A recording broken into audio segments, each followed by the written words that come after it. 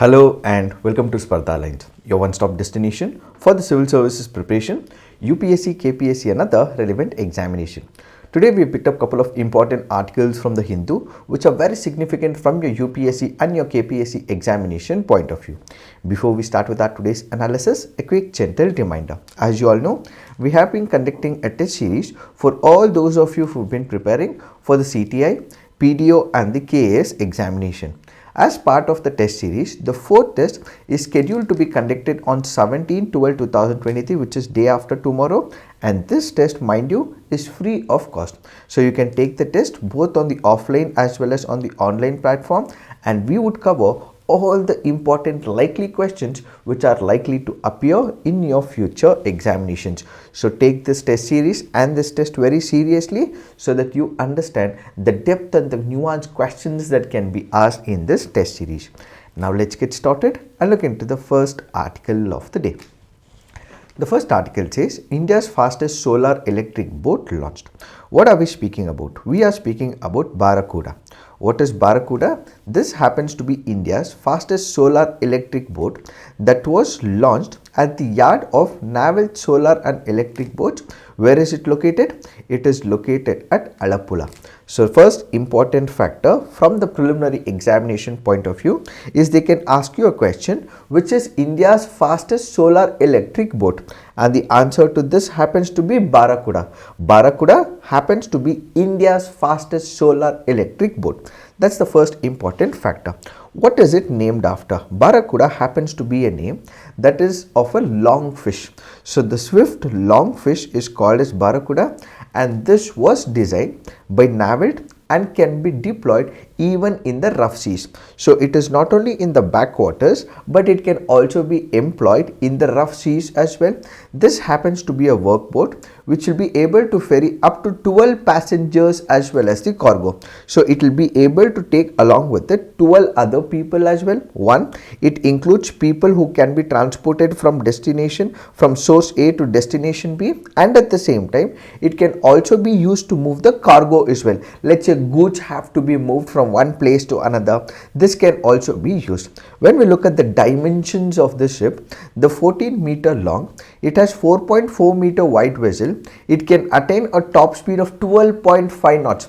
These important parameters and the physical features are important because UPSC and KPSC examinations in the past have had such dimensions. So it can ask you a question, what is the speed of this boat? But remember, it will ask you precisely if it is KPSC, and if it is UPSC, it will be in a form of analytical question that the speed of this boat is so and so. So these kind of questions are anticipated, and it has a range of 7 hours on a single charge. So the minute it is charged without any assistance, without any drive, it would be able to run for as many as 7 hours on a single charge. It has twin 50 kilowatt electric motors, a marine grade LFP battery and a 6 kilowatt solar power, says the release in the naval. Added to it, whenever a ship is being designed, what is the most important factor? One of the most important factor that it also has to cater to is with respect to the noise. The second is with respect to the pollution. Why? That is because what happens when it comes to the noise? Let's say when we have the aquatic ecosystem. The aquatic ecosystem will also include the aquatic species as well. Whenever there is excessive noise that is emanating from a ship or from a boat, what are the likely consequences? This creates a lot of noise beyond a particular benchmark and the decibel limit, and as a result, these aquatic species that are present in the aquatic ecosystem are ultimately harmed as well. And at the same time, whenever there is a particular boat or a ship that is designed, it could also release some toxic gases. It could also spill over some oil as well.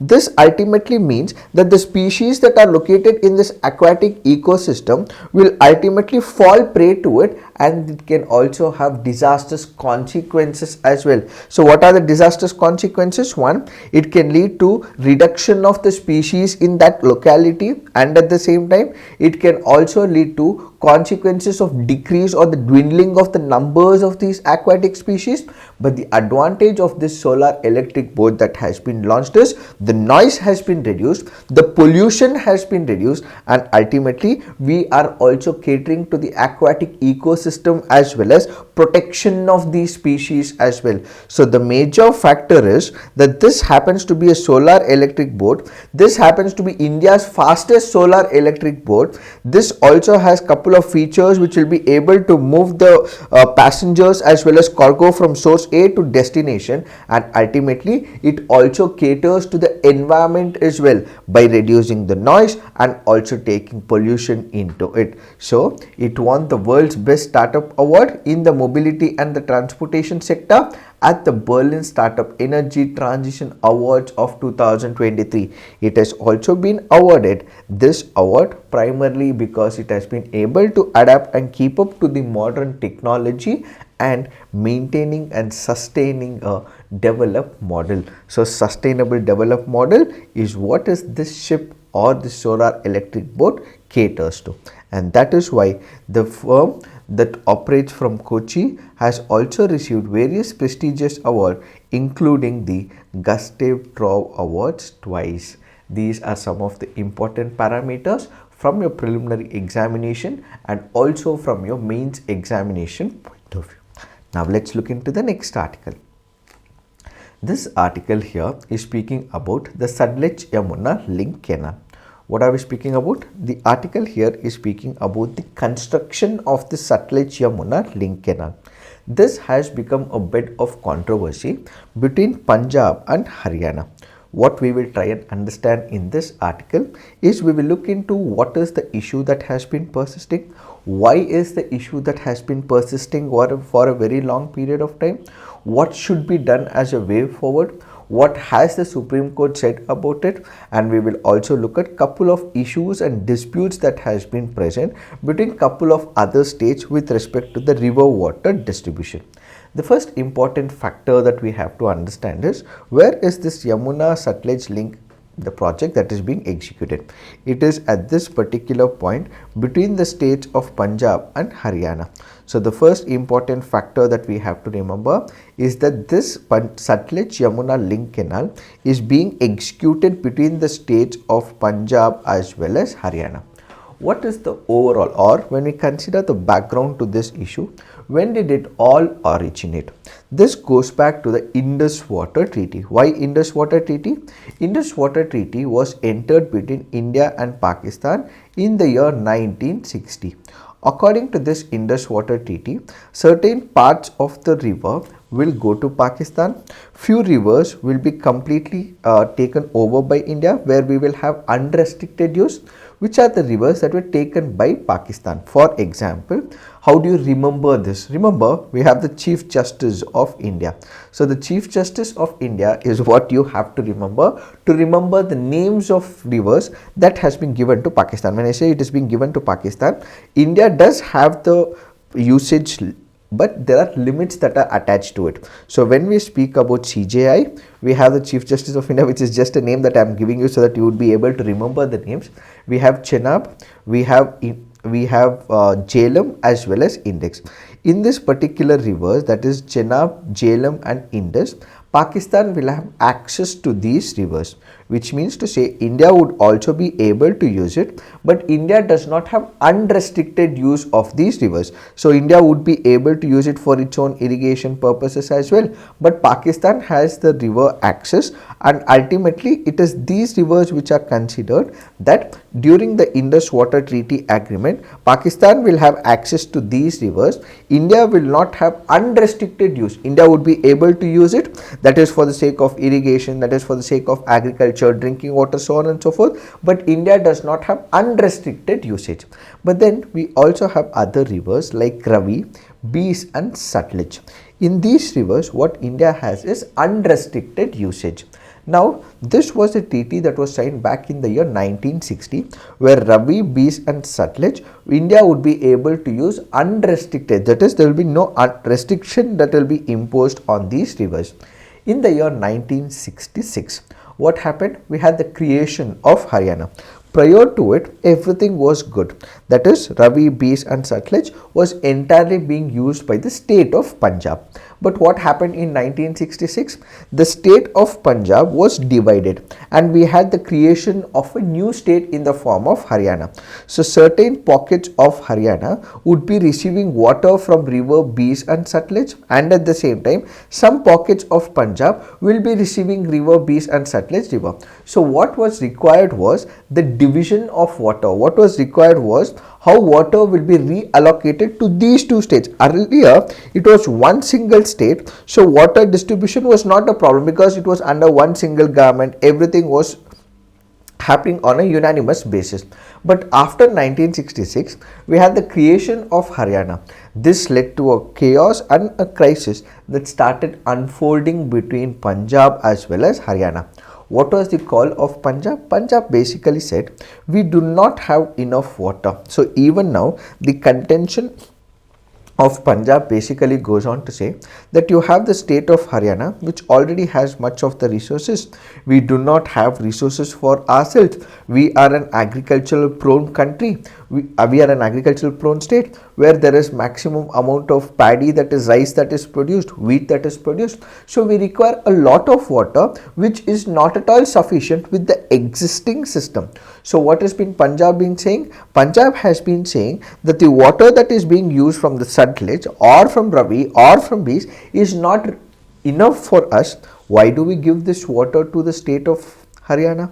And Haryana currently says that if Punjab does not give us the water, the major cause of problem is that we would not be able to use it for irrigation, we will not be able to use it for the drinking water purposes, we will not be able to use it for the industrial activities where basic amount of water is required. So on one side, Punjab says that if we continue to give water to state of Haryana, in the near future, we will not have enough of the water. It is basically Punjab government is saying that we do not have water for now, and if we go on to give more of the water, we will not have water in the near future as well. And Haryana government right now says you are focusing too much on the future, but as of now, today, we do not have enough water for drinking, and that has become the bedrock of controversy and issues both between Punjab and Haryana. If we have to see how exactly, if we have to trace the series of events that has taken place, in March 1976, even as Punjab continued to protest, the centre issued a notification allotting 3.5 MAF out of undivided Punjab 7.2 MAF to Haryana. Since Haryana was created, some amount of water had to be given to the state of Haryana. So what did the central government do? Despite efforts, despite allegations, despite disturbances, despite internal chaos, despite people going on protest, central government decided that a new state has been created. This state also requires water as well. So a certain amount of water, a division was created and a certain amount of water was allocated to the state of Haryana. On 31st December 1981, an agreement was made among Punjab, Haryana and Rajasthan to reallocate the waters of Ravi and Beas in overall national interest and for optimum utilization of the waters. The SYL canal was a direct result of this agreement. So because of this agreement that was signed in 1981, what they created was for the establishment of the Sutlej Yamuna link canal. On 8th April 1982, the then Prime Minister Indira Gandhi launched the construction of the SYL in Kapuri Vijay, Patiala district. This happens to be another important preliminary factor. In response, the Shiromani Akali Dal launched a massive agitation in the form of Kapuri Morcha. In 1985, the then Prime Minister Rajiv Gandhi met SAD chief and signed an accord making way for a new tribunal to assess the water, thus the Iradi tribunal. So first, the another important factor from the preliminary examination point of view, what was the reason for establishing the Iradi tribunal? The Iradi tribunal was set up, headed by Supreme Court Judge Balakrishna Iradi. In 1987, it recommended an increase in the shares of Punjab and Haryana. So what was the role of Iradi Commission or the Iradi Tribunal? Basically, how much of water should be allocated to the state of Punjab, how much of water should be given to the state of Haryana was decided by the Supreme Court Judge V. Balakrishna Iradi, and what is why? And tribunal was established. Further, if we have to trace through the events that have taken place, The rise of terrorism in Punjab became an increasingly sensitive issue and was never completed. In 1985, SAD chief Longonwal was killed by militants less than a month after he signed the accord with Rajiv Gandhi, and many other laborers were also shot dead as well. So each time there was a creation of the project, that is the SYL project, there were allegations, there were also protesters who were protesting. While all this was happening, this also created law and order problem as well, sensitive issue as well. So people who were engaged in the construction of the project were completely eliminated, laborers were killed, and at the same time those chiefs or people who were about to execute that particular project, they were also killed by the militants from Punjab. Given this backdrop, Captain Amarinder Singh has been warning against the construction of these projects. In 2002, Supreme Court directed Punjab to continue work on SYL, complete it within a year, but the Punjab government refused. After it has refused, what did it do? It had acquired a certain pieces of land. For example, whenever an execution of the project take place, what would happen? People living in and around that particular project, their lands would be taken. Why? That is because if this is a construction of a dam or a canal, there could be a possibility of water being stored at this particular period of time at that particular place. So these lands will be getting inundated with water. So lands in and around those projects will be taken over by the government. So what did Punjab government do? Because it felt that the project requires taking over the lands, it had taken the lands from the farmers and it had also paid them some amount as well. And during that particular period of time, when there were excessive cases of crisis that was unfolding, what did Punjab government say? Punjab government said that despite the order given by the Supreme Court of India, we will not execute this particular project because we do not have enough water to drink, and at the same time it started re-giving back. That is, the lands which are procured, taken by the government from the farmers, were given back to the farmers. So it said, we are not going to execute this particular project, and ultimately the Punjab Legislative Assembly also passed Punjab Termination of Agreements Act of 2004, which abrogated all its river water agreements with the neighboring states. This is where the Punjab government passed a legislation which said that we are not keen on executing any of the projects. If at all, in case we have agreed to some of the project execution, this agreement will fall flat. Why? Because we are coming up with a legislation. According to this legislation, we will ensure that we nullify all the agreements that we have entered with other states. So with the neighboring states, if at all we have entered into water sharing agreement, that will not be executed, said the Punjab government. The minute this notification and the legislation was passed, obviously it's a question that has to be introspected, and which is why the president back then, APJ Abdul Kalam ji, immediately referred this legislation to the Supreme Court of India. So it was about the legislative making. It was about whether this particular law is right or not. So the Supreme Court looks into this entire issue and ultimately concludes that this legislation passed by the Punjab government is not right and it is against the judicial principles as well. So the Punjab Legislative Assembly unanimously also passed Punjab Satluj Yamuna Link Land Transfer of Property Bill, proposing to return the land that had been taken over from the owners for building the canal, following which the court also ordered the Punjab government to maintain the status quo. So Punjab government was asked not to give back the lands to the farmers which it had once procured. In 2016, the Supreme Court, which had begun hearings in March 2016 on the presidential reference made to it to decide on the legality of the termination of the agreement, gave its opinion that this act executed by the Punjab government was illegal. However, days after the Supreme Court's decision, the Punjab government continued to give back, denotify the areas, give back all these properties that they're taken from the farmers free of cost as well. In fact, the Supreme Court also made it clear that its verdict allowing construction of the SYL canal has to be executed. It issued directions to the central government, go ahead and conduct this particular project. It has to be executed, and asked Haryana and Punjab to maintain law and order at any cost. Despite these initiatives taken by the Supreme Court, despite directions issued by the Supreme Court of India, this issue is yet not resolved between the state of Punjab and Haryana. Is what is this article all about? Now let's look into the next article. This article says, won't interfere if a case is already listed before a judge. We did recently discuss about the master of the roster issue. We did also discuss about an issue that has been emanating in the Supreme Court, where if there is a judge who has been listening to one of the cases, and all of a sudden this particular case would be taken from the judge and would be given to another judge. So this is where the role of the master of the roster comes into the picture. Who is the master of the roster? The Chief Justice of India is the master of the roster. In relevant high courts, it is the Chief Justice of the relevant high court who is the master of the roster. What happens in the master of the roster? Whenever there is a case that comes up before the High Court or the Supreme Court, which bench, which judge will listen to what case will be decided by the master of the roster as well as the administrative team of the respective courts.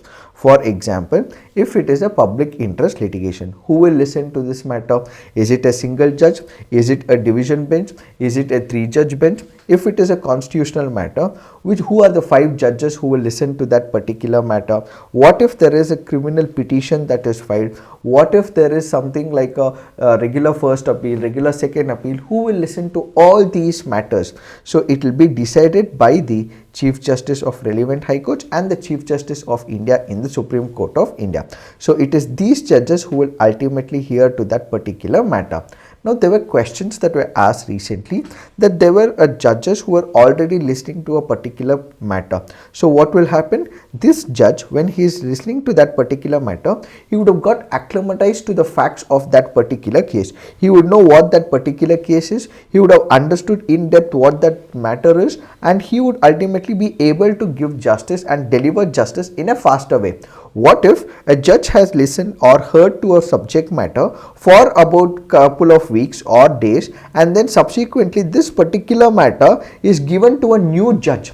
In that case, will it not lead to the delay? Because that judge will have to hear the matter once again, read through the entire proceedings. So this will lead to delay in the justice delivery. So in couple of cases, voices were heard, voices were put out before the justice, and now the Chief Justice of India has clarified that if at all there is a judge who is hearing to a matter, and if at all the judge has listened to or heard most of the issues with respect to that matter, he will not disturb, and that judge will continue to hear the matter, said Chief Justice of India D.Y. Chandrachud. So it is in this particular backdrop that we have to understand, if a judge has already heard a larger part of the case, then the Chief Justice of India has clarified it is the same judge who will listen to the rest of the matter, said, and has been clarified by the Chief Justice of India.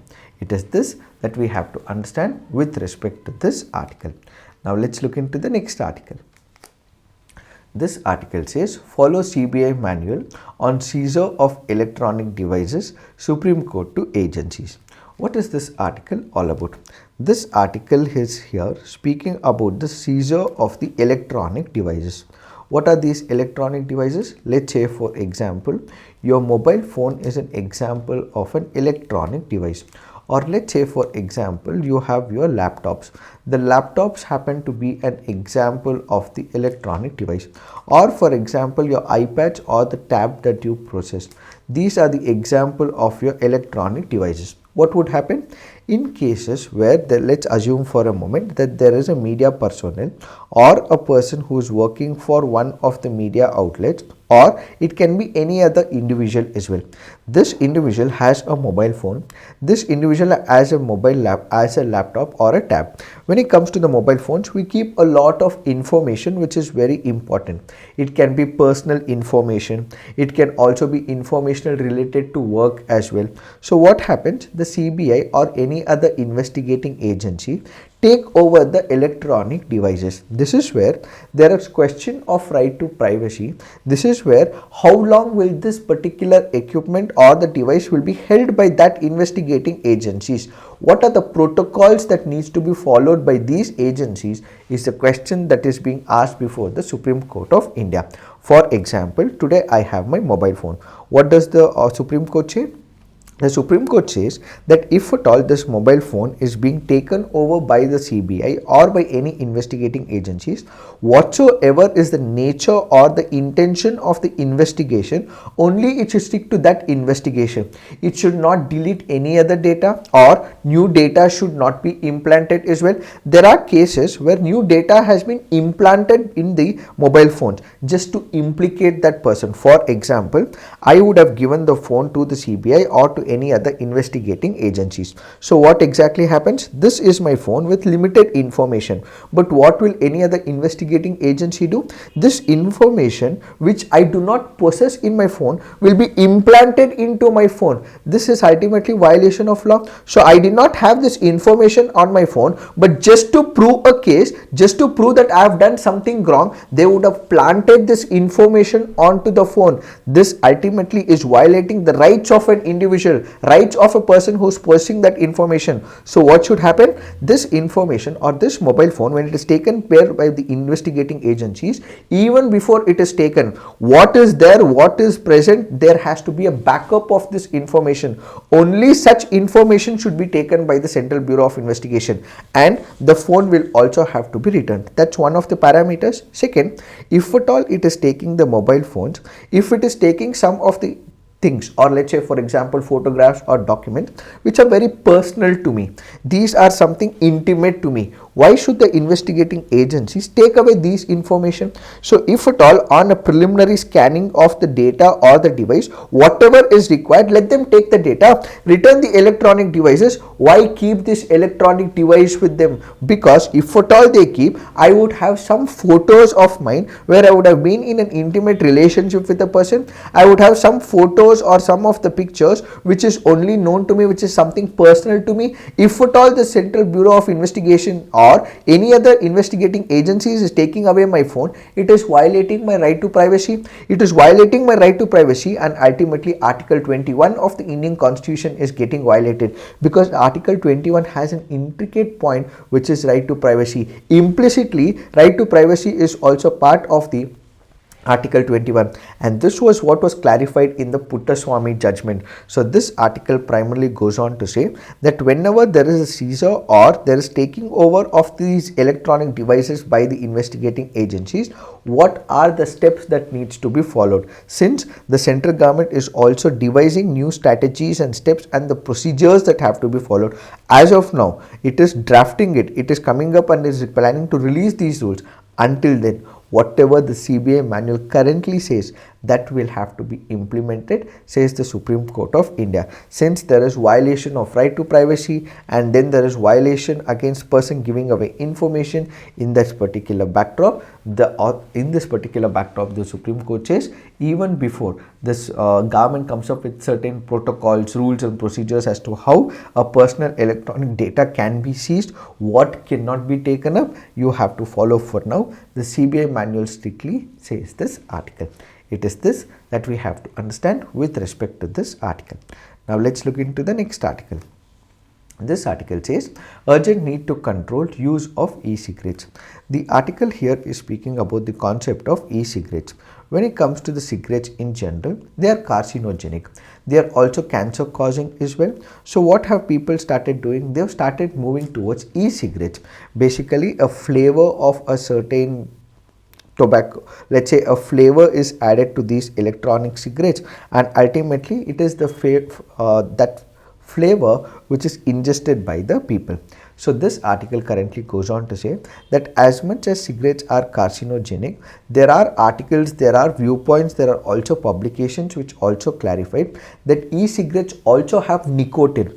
They are also highly addictive as well. They will also have significant impact on the health as well. And it is asking countries and is urging the countries to implement strict measures to protect the children and the young people. Why? That is because since when it comes to cigarettes, it may not be given to the children or to people, younger age people, but when it comes to e-cigarettes, there is no such regulation or control by the countries, and as a result, more children are consuming it. They are becoming more addictive as well. These are carcinogenic in nature. It can cause cancer as well, and ultimately when people get addicted, more number of children will fall prey to cancer. So in Canada, the rates of e-cigarette use among 16 to 19 years has doubled between 2017 and 2022, and in UK, the number of young users has tripled in the past 3 years.